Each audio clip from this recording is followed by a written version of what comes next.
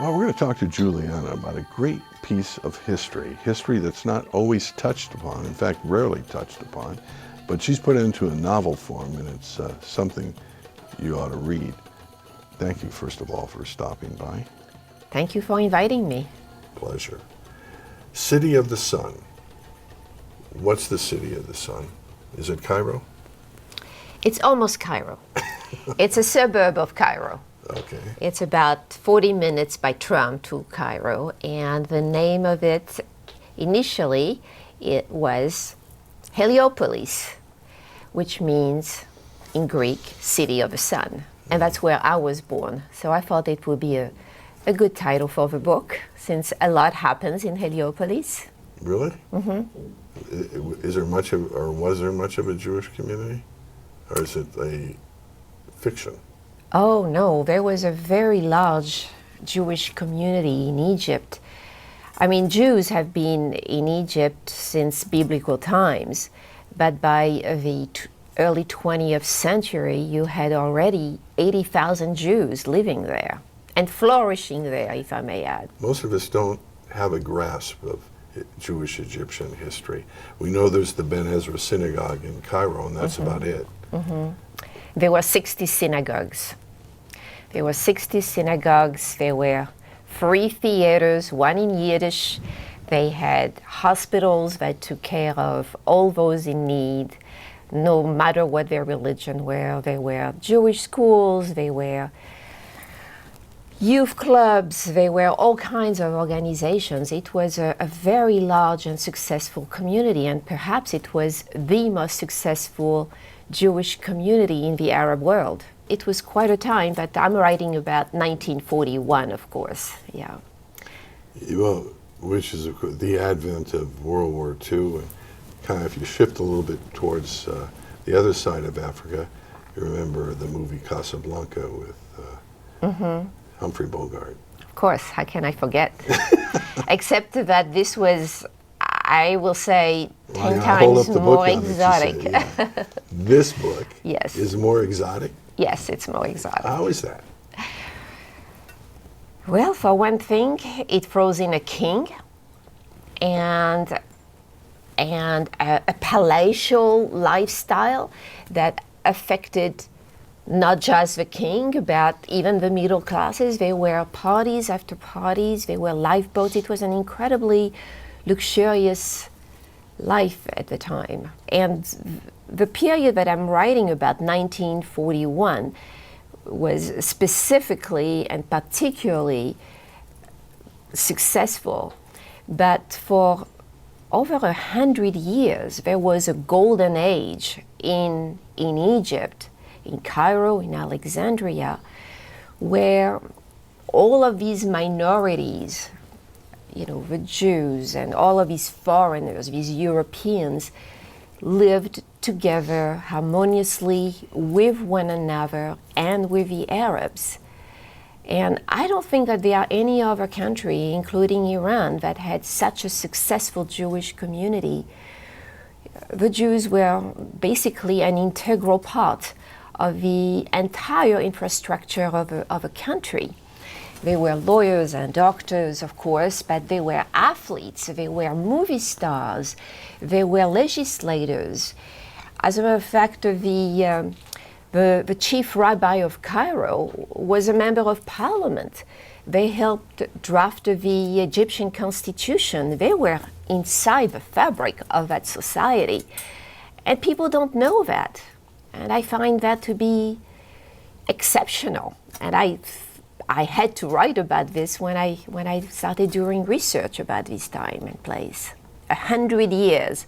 I mean, can you imagine now Egypt, what it's like? I mean, it cannot even be tolerant to its Christian population. Terrible. But if it happened once, you know, it can happen again. I really do feel that politics hijacked the hearts of the Egyptian people. I mean, they are a very warm and welcoming people to this day.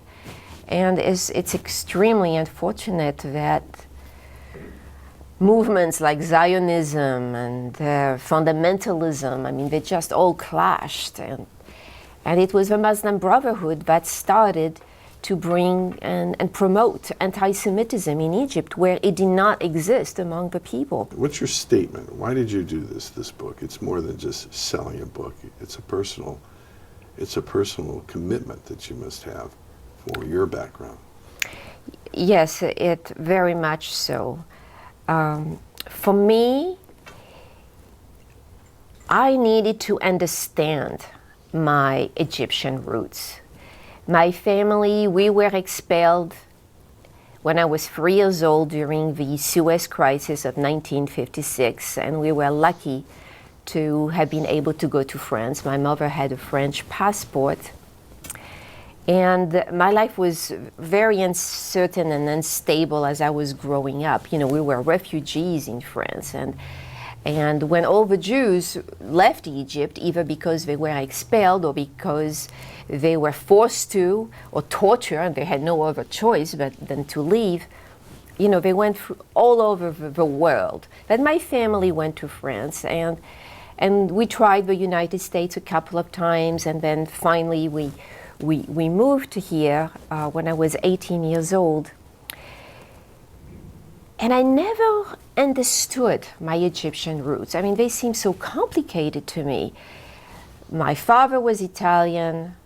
Mind you, that they were all born in Egypt, right? So my father was Italian, my mother was French. I had a grandfather who was born in Palestine, a grandmother in Lebanon. I have Moroccan blood. I do also have some Ashkenazi, you know, for good measure. It was like, I'm the United Nations, you know, I mean, it's like, who are we? And what were we doing there? So for me, it was an identity search, so to speak. You know, I kind of rejected my Arabic roots. I thought, I am French, of course, this is my language, this is my nationality. And then I became an American citizen, I am American, but part of me is culturally Arabic, and I came to terms with that. And I came to terms with the fact that we were there, and we did great there. And so this is, to me, it had that very special meaning. We'll be back with more on Juliana after this.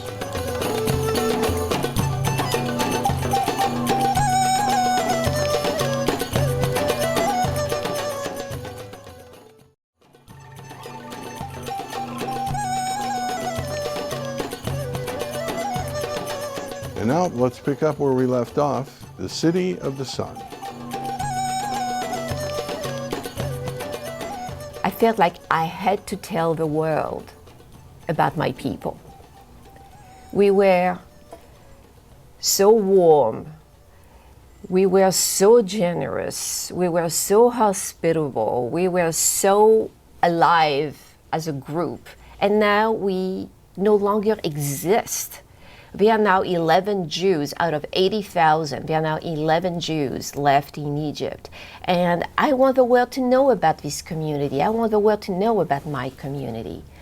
I also want the world to know that we did not exist just in a vacuum. We existed with the Arabs, and we did get along with the Arabs. We did business together, we ate food together, we shared songs, we had a lot in common. And I think the world needs to know that. You know, a lot of young people want to know what happened. You know, many of them don't even remember. I mean, you know, most, and in Egypt in particularly, the median age is extremely young, and nobody under 50 knows that Jews even existed in Egypt. But there are a few young people who are now making films. There was actually a documentary last year. It showed a couple of months ago in New York called The Jews of Egypt. That's, you know, these young people are asking questions, and they are saying, hey, do you know that Jews lived here? Do you know that we all got along?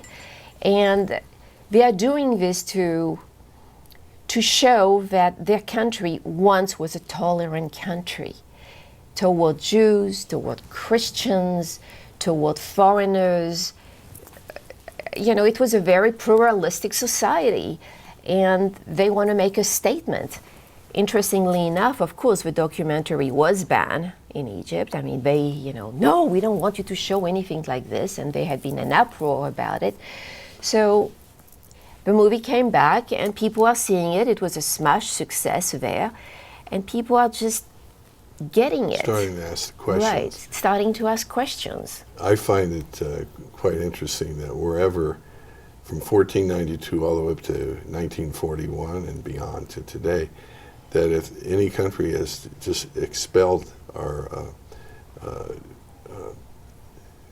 murdered, even in a sense, Yeah. the Jewish community of those countries go down. There's no question about it. Well, it's true that we certainly helped the economy.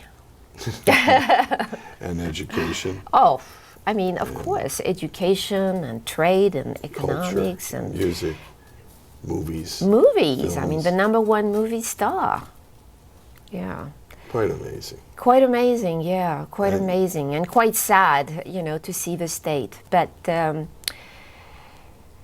But I wrote this book as historical fiction because I wanted the readers to be emotionally engaged. And you need to create characters. And you need to create characters, yes. So the book's got characters.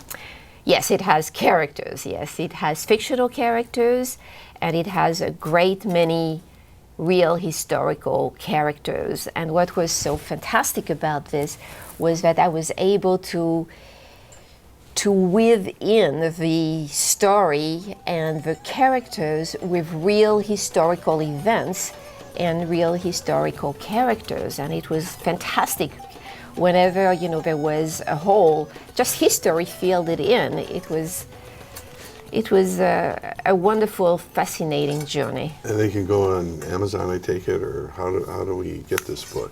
You can get it on Amazon. You can get it at Barnes and Noble. You can Cool. get it at the airports. At the airport. At the airports. Excellent. That's great. Yeah, it's great. Mazel tov. Thank you. Really, that's wonderful. Thank you. Great to see a smiling face. Not that we don't have other people that smile, but thank you for shining on our JLTV tube. And good luck on the book. And Thank you. I know it's something very personal, so you need more than luck. I think you'll have it. Very interesting topic. Yeah. 13 years and I'm still fascinated by it.